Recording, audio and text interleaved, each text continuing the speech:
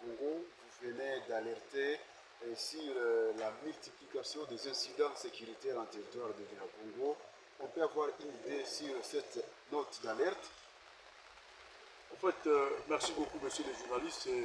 C'est avec une très grande désolation que nous sommes devant vos caméras et micros pour alerter l'opinion tant locale que nationale sur la situation très préoccupante que nous traversons dans le territoire de Cameroun liée à l'insécurité.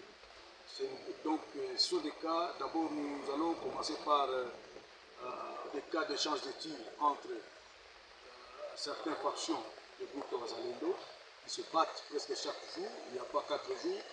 On a eu encore un échange où même 3 bombes ont été larguées par un groupe contre les positions de ses adversaires. Malheureusement, je qualifie, j'applique ce mot adversaire alors qu'ils devraient être ensemble. Allez-y comprendre. Une bombe a tombé, plutôt est tombée juste à côté de l'épée du Tao. Une autre bombe c'était vers le pâturage à Tabire et une autre bombe à côté. Et malheureusement, ou soit heureusement plutôt, il n'y a pas de dégâts qui ont été causés par ce bombe. Allez-y comprendre. Les groupes qui se battent et qui se jettent même, qui arrivent même à larguer même des bombes. Ça c'est très grave. Hier encore, aux environs de 14 heures, ça a encore commencé jusque tard, c'est-à-dire vers 19h. En tout cas, c'était encore des crépitements de balles.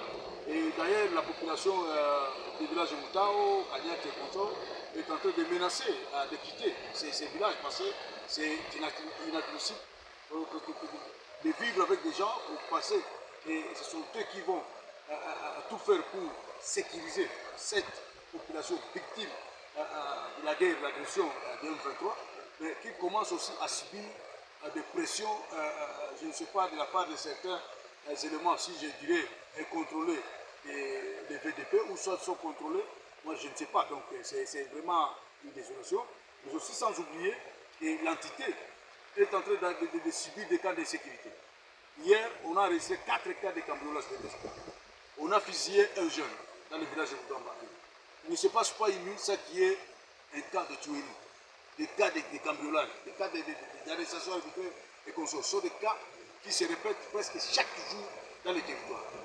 Alors, nous, on se demande comment nous allons arriver à maîtriser cette crise d'insécurité pendant que les hommes qui devraient aussi nous aider nous causent aussi d'autres insécurités. Donc ça, c'est vraiment une questionnement. On est en train de se poser en tant que société civile. Raison pour laquelle nous dirigeons nos recommandations, nous orientons nos recommandations au gouverneur militaire d'abord, de tout faire pour arriver à maîtriser l'effectif, pas l'effectif qui a été donné par les élus nationaux, que nous doutons d'ailleurs, c'est avoir 60 000 dans une zone où je ne sais pas, qui ne couvre même pas autant de kilomètres, leur présence devait être vraiment remarquable. Mais quand on parle de 60 000, allez-y comprendre, je ne vais pas commenter beaucoup, mais c'est vraiment un chiffre avec beaucoup de doutes. Donc, premièrement, il faut que les gouverneurs militaires puissent maîtriser les nombres. Deuxièmement, ils devraient passer à l'identification. Donc, chaque groupe devrait donner le vrai nom, les vraies identités de leur VDP pour limiter les dégâts. Troisièmement, il fallait aussi qu'il y ait un encadrement sérieux de ces Wazalendo. Mais aussi, nous devons dire la vérité, les opérations aussi doivent être lancées. Parce qu'on ne sait pas, ces jeunes VDP vont être là pendant combien de temps. Et ils seront toujours là en train de détenir les armes pour en faire quoi? Le minimum serait de lancer des opérations pour qu'on puisse finir, donc récupérer les zones et puis les orienter dans d'autres missions.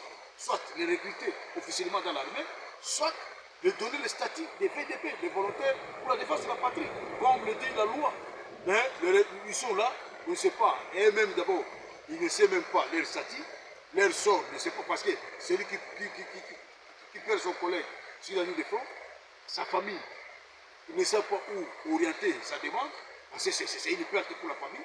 Donc voilà ce que nous avons à dire.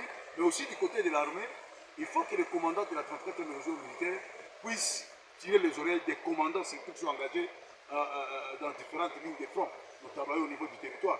Parce Parce qu'on voit aussi certains militaires en train de déambuler dans des villages avec des armes mais sans tenue. On n'arrive pas à comprendre, et ce sont des VDP, et ce sont des militaires FARDC, et ce sont des bandits armés. Puis nous avons à alerter l'opinion au niveau local, tout comme au niveau national.